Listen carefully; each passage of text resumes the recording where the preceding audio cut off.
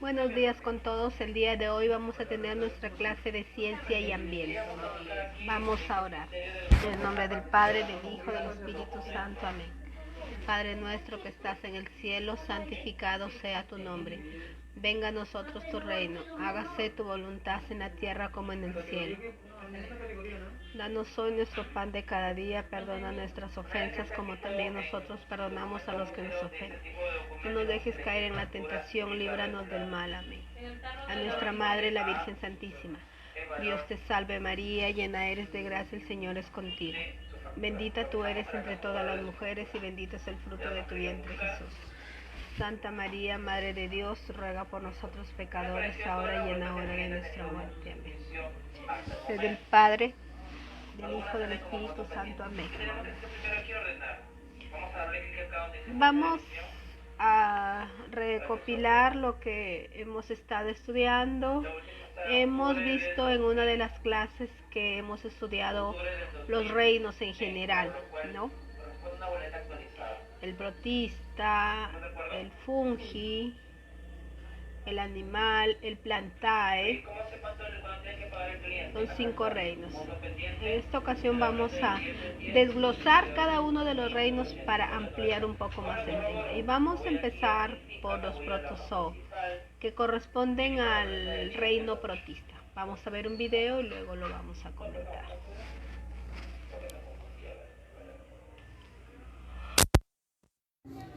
Letra del 10 del 10, ¿verdad? Mira, acá está la letra del 10 del 10. ¿Cuánto tiene marcado? Vuelta, este es su canal de biología aplicada.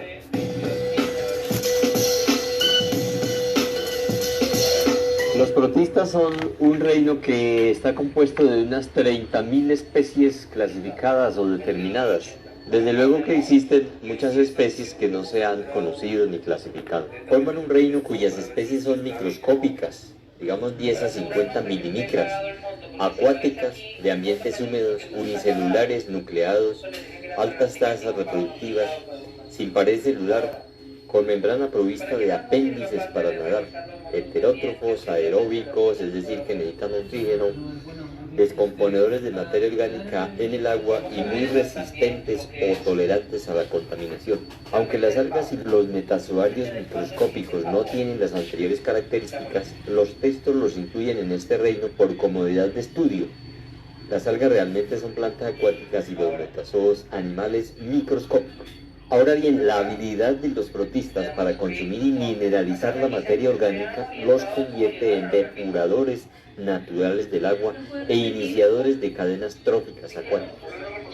En consecuencia, los protistas son utilizados mundialmente en plantas de tratamiento de aguas residuales, las cuales son oxigenadas artificialmente para promover el crecimiento poblacional de los protistas que en pocas horas consumen o mineralizan la materia orgánica, convirtiendo las aguas negras en depuradas o tratadas listas para su potabilización. Los sedimentos o residuos separados del agua que resulta del anterior proceso son fertilizantes orgánicos. Se puede promover las poblaciones de protistas autótrofos, algas, en aguas negras expuestas a la luz para producir poblaciones muy densas de algas, es decir, una gran biomasa de algas. Estas absorben el CO2 y en asocio con los protistas heterótrofos y las bacterias depuran el agua.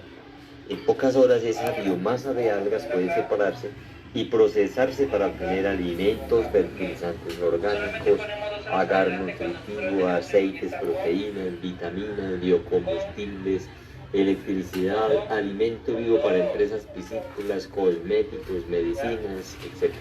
Es decir que los protistas, desde el punto de vista taxonómico, están agrupados en 5 clases con base en sus medios de locomoción: ciliados, que llevan el cuerpo o parte del cubierto de cilios o pelos para nadar y para atrapar partículas alimenticias, como el paramecion o el estento; flagelados como la eulena; pseudopodarios como las amibas; esporozoarios como el plasmodium malariae, sin medio de locomoción pues es transportado por fluidos como el torrente sanguíneo; foraminíferos, que tienen el cuerpo cubierto de conchas. Especies particulares se pueden cultivar en aguas negras o en agua a la que se le adiciona materia orgánica y oxígeno, como se hace con la Artemia salina, con destino al comercio mundial de huevos para ser eclosionados como alimento de alevinos. Los protistas también son cultivables colocando sustratos artificiales flotantes, ejemplo llantas usadas en el agua, a los cuales se adhieren los sedimentos y los protistas que los consumen. En el mar se pueden crear formaciones coralinas de esta forma. Grupos de especies particulares también se pueden cultivar comercialmente, como se hace con las pulgas de agua o cladócera, para alimentar peces. De otro lado, las conchas de foraminíferos se fosilizan fácilmente, por lo que resultan útiles como indicadores de petróleo a medida que se barrena en busca de yacimientos. Los protistas también son importantes por las enfermedades que producen, como la malaria, la miriasis, la mancha amarilla de las hortalizas o el nematodo que afecta el cultivo de ajo. En resumen, los protistas constituyen unas 30.000 especies repartidas en todos los ecosistemas acuáticos del mundo, unicelulares, microscópicas, con apéndices para la natación, que consumen materia orgánica en el agua y por lo tanto son clarificadores o purificadores naturales del agua. Además, constituyen la base de las cadenas tróficas acuáticas. Por esta misma razón son utilizados en diferentes industrias alimenticias, plantas de tratamiento de aguas residuales, biocombustibles, alimentos, biomedicinas, etc. Ya que existen muchas especies que no se han clasificado ni determinado, y puesto que este grupo es tan interesante, tan útil, ¿no le gustaría conocer, clasificar algunas especies nuevas y emprender su uso? Por ejemplo, con los protistas, ¿no le gustaría formar una isla coralina? Sí, he tomado mi café para levantarme. Lo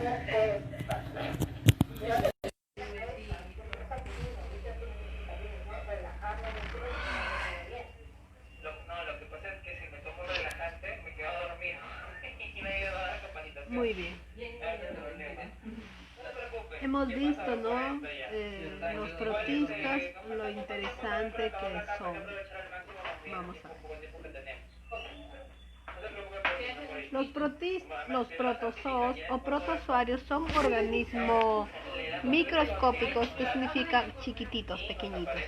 Unicelulares protistas también son heterótrofos, fagótrofos, depredadores, a veces detritivos o a veces dixófrotos, parcialmente autótrofos, que viven en ambientes húmedos o directamente en medios acuáticos, ya que sean aguas saladas o aguas dulces, son parásitos de otros seres vivos.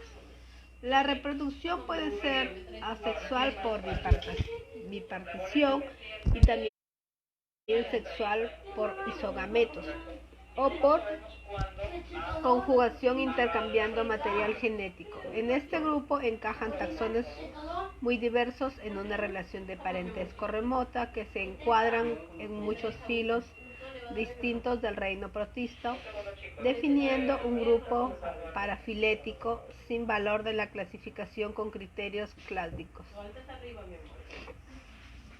Dentro de las características de los protozoos, suelen ser de 10 a 50 que es una unidad que es la más pequeñita que existe, pero pueden crecer hasta algunos milímetros, imagínense.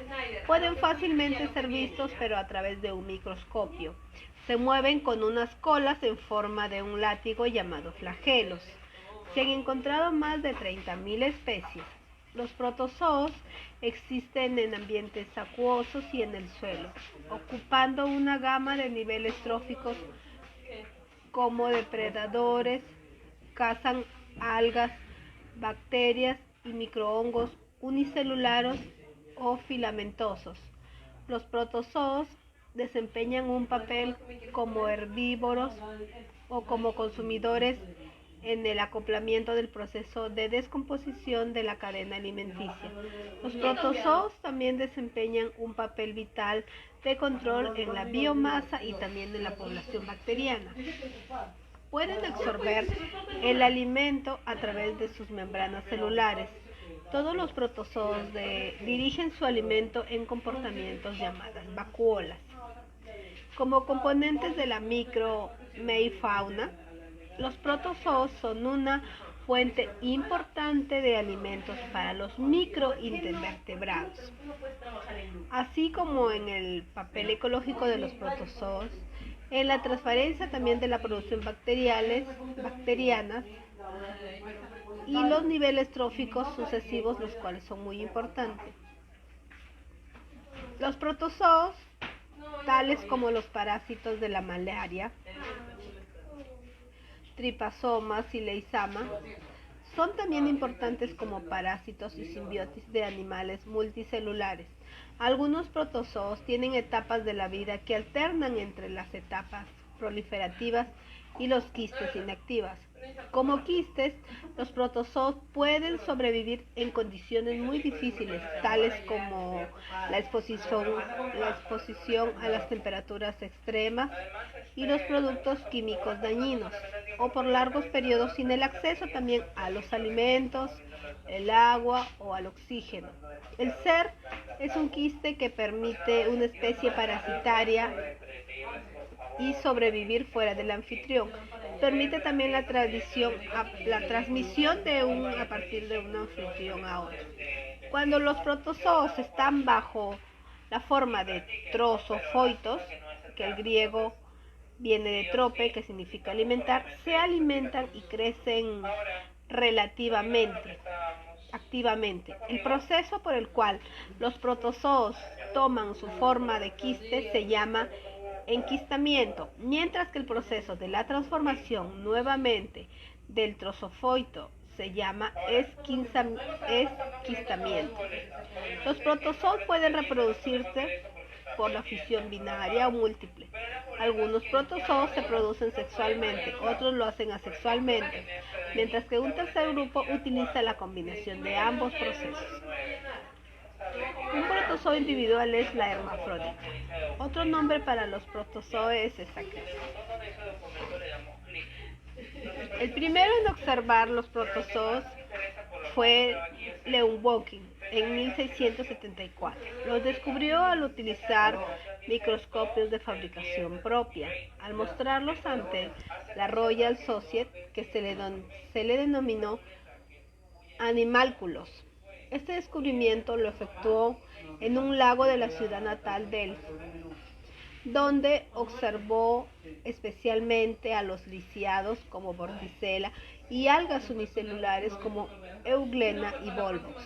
El nombre de protozoo fue dado por George Goldfund en 1818 para agrupar a los que consideraban animales primigenios. En 1820 propuso la clase Protozoa dentro del reino animal, la cual englobaba a los infurios, a los corales, a las algas unicelulares y sintetizadoras, también medusas y otros relacionados.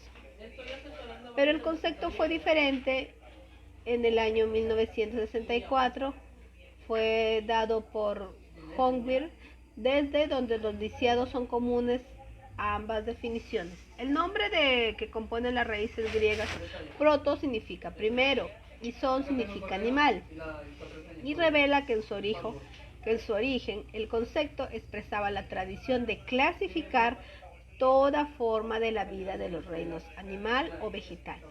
Así se llamaba protozoos a las formas muy sencillas que se consideraban animales, lo mismo que son protofitas a los microorganismos considerados vegetales. En 1845, Carl Ernst utilizó el nombre para designar un filo de animales dividido en dos clases. Infusoria equivale al actual filo que pertenecen al grupo de los ciliados, más o menos equivalentes a las de Hohenberg. Von Ciel descubrió que los animales unicelulares, hay que tener en cuenta que esos años estaban recibiendo una consagración de la teoría celular, no todos en las siguientes décadas, estuvieron de acuerdo con la interpretación de Bohm. Viendo que muchos organismos, como un caso de organización acelular, fue necesario el desarrollo de la microscópica electrónica a mediados del siglo XX para que se viera confirmada de manera definitiva la homología entre el organismo del protozoario entero y cada una de las células que se basaba en la organización microscópica de los organismos complejos. En estos años reconoció el carácter unicelular del protoplasma de foramíferos, encontrando a von Siebold así la autoridad para definir como unicelulares a los miembros del filo. En 1858, Owen eleva a protozoa a la categoría del reino para separarlo de animales y vegetales.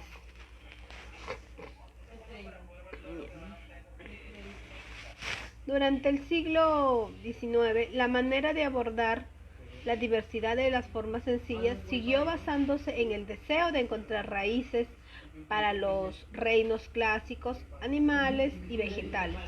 La dificultad para lograrlo hizo la primera vez que Hahn en 1860 propusiera un nuevo reino, llamado Protista, para agrupar a los seres primitivos, intermedios, plantas y animales. Uno de los ejemplos era la esponja verde, cuya fotosíntesis, aunque real, es atribuible a algas verdes simbólicas. Poco después, Hethel propuso el reino protista, los primordiales para todas las formas unicelulares y sencillas, destacando así su carácter basal e diferenciado, pero también independiente de la evolución de las plantas y animales. La protozoa no existe en esta visión de la diversidad, pero en una revisión posterior recuperó los conceptos de protozoa, animal unicelular y planta unicelular como sus reinos del reino protista. Muy bien. Dentro de la clasificación tenemos a los dentro de la clasificación clásica tenemos a los rizópodos, ciliados, flagelados, esporosos. Dentro de los rizópodos o sarcodinos son los protozoos ameboides, como las amebas, que se desplazan por medio de pseudópodos, es decir, formando apéndices temporales desde su superficie como proyección del citoplasma. Los pseudópodos son deformaciones del citoplasma y de la membrana plasmática que se producen en dirección al desplazamiento y que arrastran tras de sí el resto de la célula. Los pseudópodos también son utilizados para capturar el alimento que engloban en el interior. En el proceso se llama fagocitosis. Según los pseudópodos, sean muy gruesos o muy delgados. Son dos tipos: lobopodios, que son los gruesos, como la lobosea, la amobosea, y con filodopios, diversos, generalmente acompañados de un exoesqueleto con microtúbulos y tales como radiolarios, etc. Estas pueden generar enfermedades conocidas como la amebiosis. También tenemos los ciliados. Es el grupo tradicional que más se identifica como grupo natural de las clasificaciones modernas, con la categoría de filo, aunque son cromistas también encuadran en este concepto. Aparecen rodeados de cilios, presentan una estructura interna compleja, pero análogas a los flagelos, los cuales también se desarrollan con centriolos, citoesqueleto. También tenemos a los flagelados. Se distinguen la posesión de uno o más flagelos. Los flagelos son más largos que los cilios, cuyos movimientos impulsa a la célula. Suele presentarse en un número reducido. Las formas unicelulares, también sin pared, dotadas de solo uno o dos flagelos, representan la forma original de las que derivan todos los eucariontes. Aquí entre ellos encontramos a las euglenas. También tenemos los esporozoos. Son parásitos con una fase de esporulación sin mayor movilidad. Hay varios de estos grupos sin mayor relación y no son todos protistas, pero sino también que hay animales y hongos El elemento más conocido es el plasmodio, que es el causante de la malaria y pertenece al grupo de los apicomplejos, que es un grupo más conocido que se suele reservar para sí el nombre de esporozoo. A estos dos grupos se les ha reunido durante mucho tiempo bajo el nombre de cinoporios. Los microporios están ahora adquiridos por el reino fungi y los mixoporodios al reino animal. Muy bien.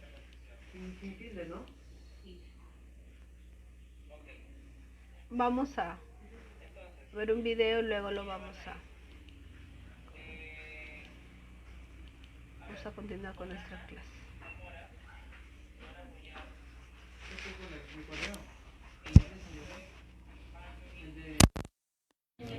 Los invertebrados constituyen el grupo más extenso de especies animales. Los artrópodos son los invertebrados más altamente evolucionados. Clasificados dentro del filum de los moluscos, encontramos a otros invertebrados más complejos. Las lombrices y los animales incluidos en el filum de los anélidos son animales con una estructura todavía más simple. Aún más simples son los poníferos, las esponjas y otros parientes. Y por último, los más simples de todos los invertebrados son los protozoos. Los protozoos son muy antiguos. Se cree que especies de protozoos estuvieron presentes en las primeras formas de vida. El nombre de protozoos significa primeros animales. Podemos encontrar evidencia científica de esta en estos grandes farallones calcáreos en Inglaterra que se formaron hace millones de años.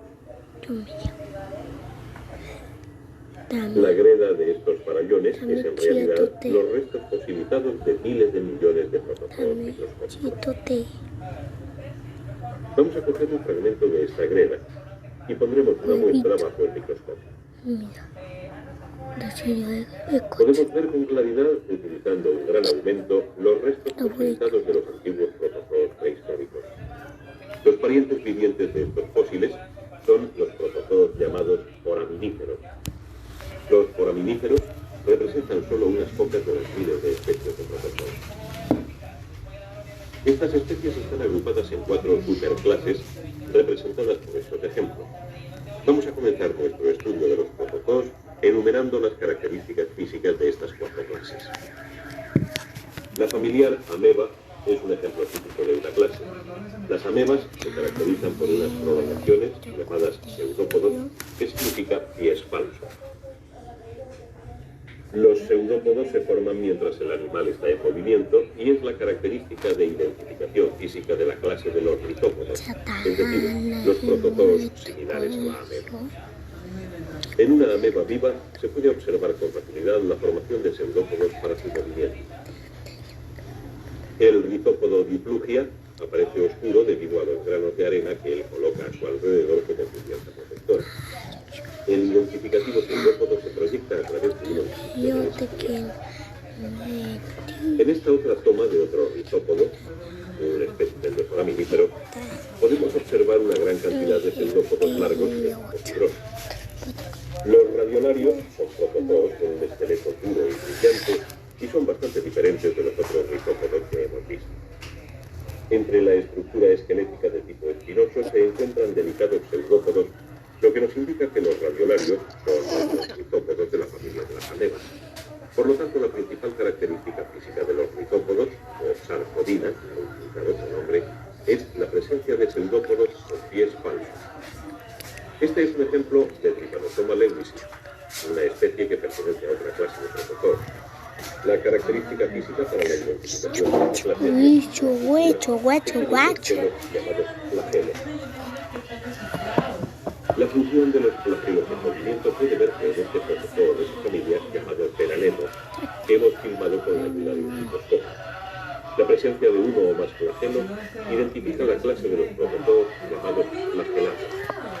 Hay numerosas especies de flagelados. Entre los más comunes están los flagelados, los que se refieren a sí mismos entre placas de celulosa. Asomando entre esas placas, como se aprecia en este primer plano, se puede ver en la parte superior de la pantalla el identificativo de genes. Este organismo delicado, como de encaje, es un volvo. El volvo no es un solo animal, sino una colonia de protozoos viviendo juntos como una unidad.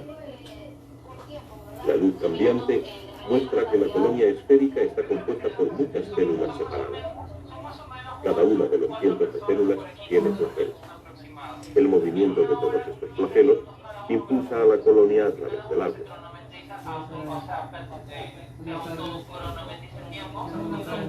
Existe otra clase de protozoos estrechamente relacionados con los flagelados, representada por los paramécidos.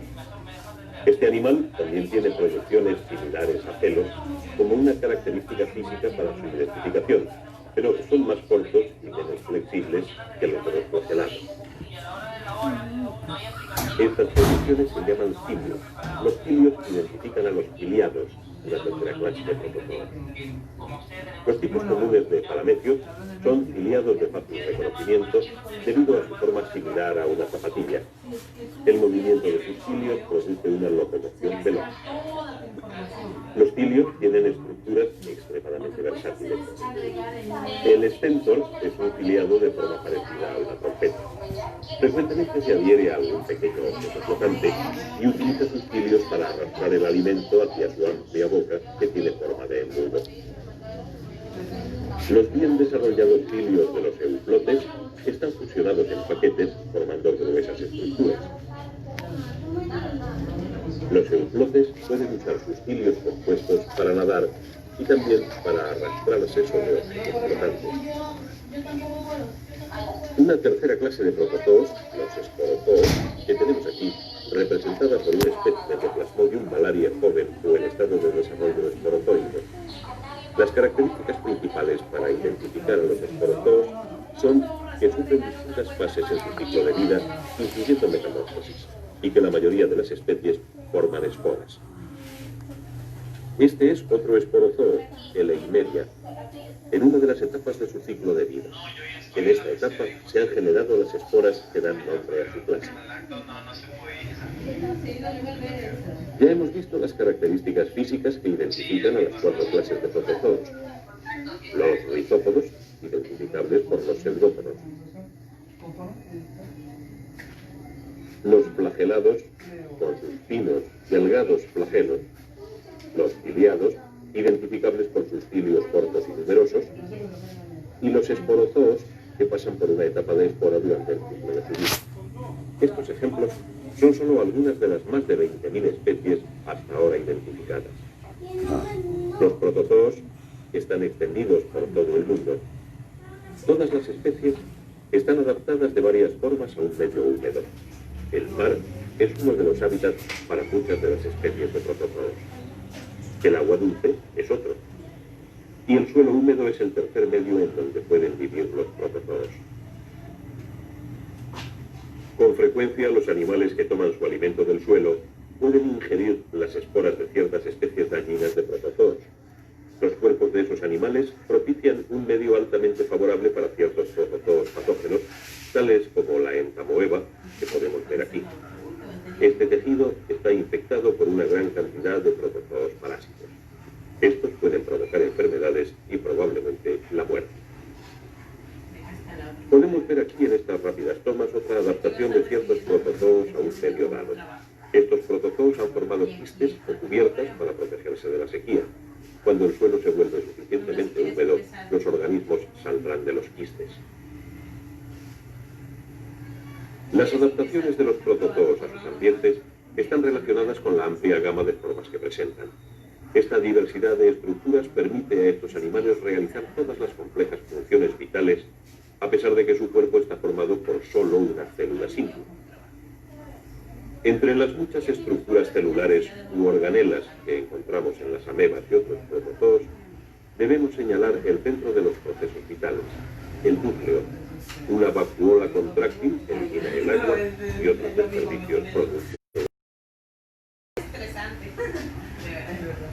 Estas organelas que vemos, así como las demás dentro de la célula, están formadas por una sustancia coloidal tradicionalmente conocida como protoplasma. En palabras sencillas, el protoplasma es la sustancia vital de la célula. La membrana de la célula, que es una delgada cubierta de protoplasma, encierra a las organelas y está frecuentemente incluida dentro de una membrana exterior. En la ameba, la membrana celular es extremadamente flexible, permitiendo la extensión de pseudópodos.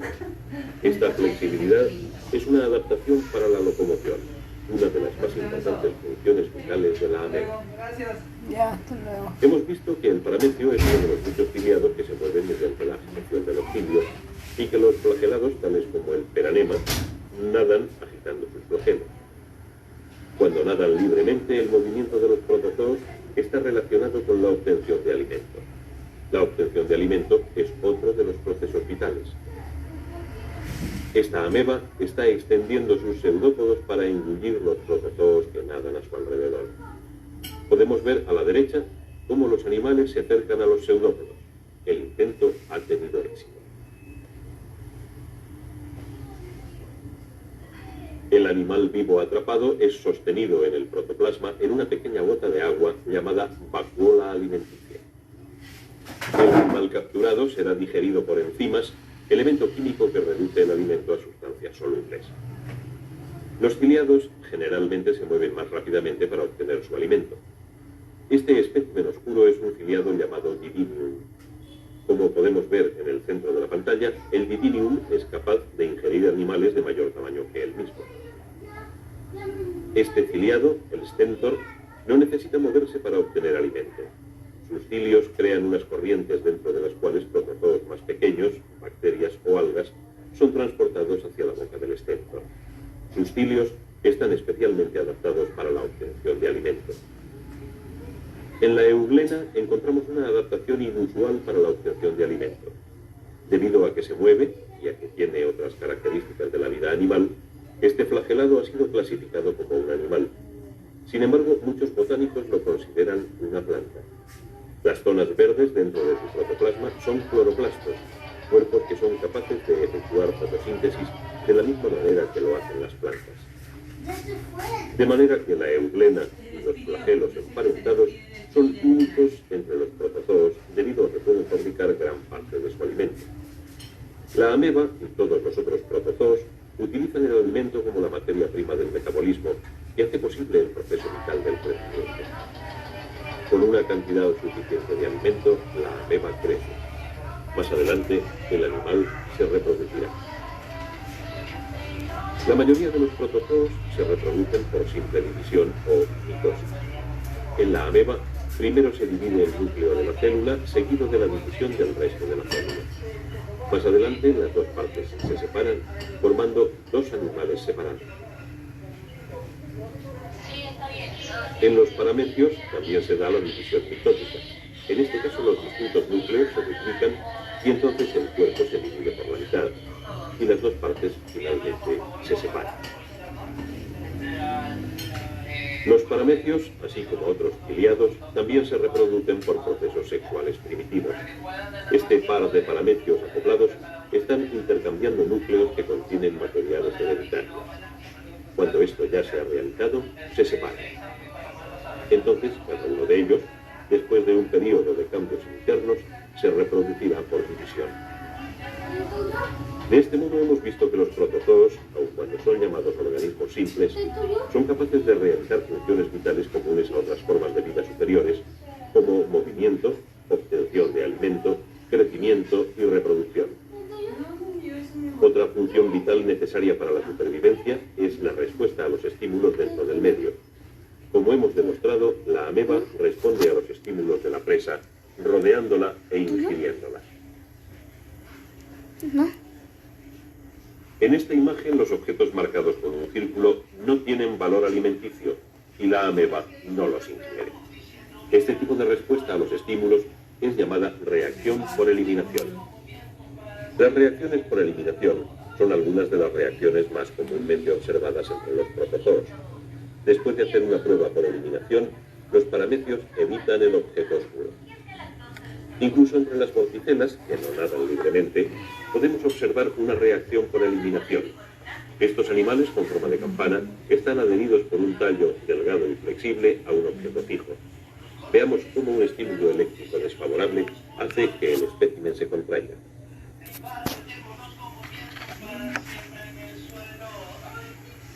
De modo que los protozoos, la forma más simple de vida animal, son organismos complejos.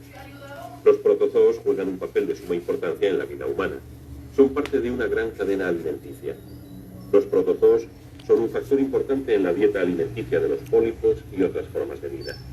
Estos animales, a su vez, son comidos por animales mayores, los que finalmente pueden ser una fuente de alimento para el hombre. Algunos protozoos están también ligados al hombre debido a que producen una amplia variedad de enfermedades graves. Estos animales causan la disentería amíbica, mientras estas otras especies producen la enfermedad del sueño. Y estas, malaria. Sin embargo, los protozoos que producen enfermedades son una minoría entre las más de 20.000 especies de protozoos identificados hasta la fecha. Estas especies pueden agruparse en 4 clases principales: los rizópodos o sarcodina, los flagelados, los ciliados y los esporozoos. Aunque normalmente son unicelulares, los protozoos tienen estructuras especializadas que les permiten realizar todas las funciones vitales necesarias: movimiento, respuesta a los estímulos del entorno, aprovechamiento de alimentos y reproducción. Estos son, pues, los protozoos, los descendientes actuales de las primeras formas de vida animal.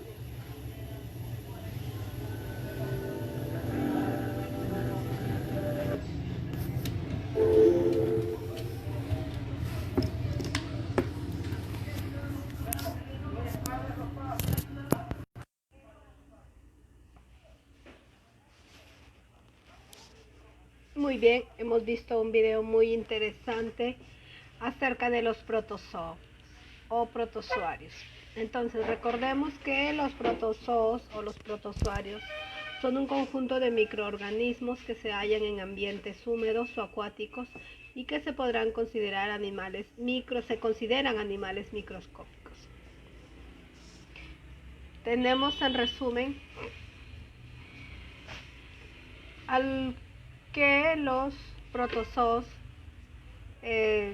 son unicelulares y microscópicos, son eucariotas porque su célula presenta núcleo, presenta nutrición heterótrofa, su reproducción será sexual o sexual. Dentro de su importancia, es muy importante porque contribuye a la fertilidad de los suelos. Algunos viven en el tracto digestivo de los animales y también pueden causar graves enfermedades. Se clasifican en grandes grupos: ciliados, flagelados y sacordino, esporozoos. Dentro de los ciliados son de vida libre. Para movilizarse utilizan cilios, que son pequeños pelitos parecidos a las pestañas. Tenemos los acordinos, ejemplo un paramecio. Tenemos los acordinos. Algunos son de vida libre, algunos pueden causar enfermedades. Para movilizarse utilizan estructuras similares a los dedos, llamados pseudópodos, ejemplo la ameba. Tenemos a los flagelados, que para movilizarse utilizan uno o dos flagelados. Los flagelos son filamentos largos. Son los causantes de las enfermedades como el mal de Chagas y el luta.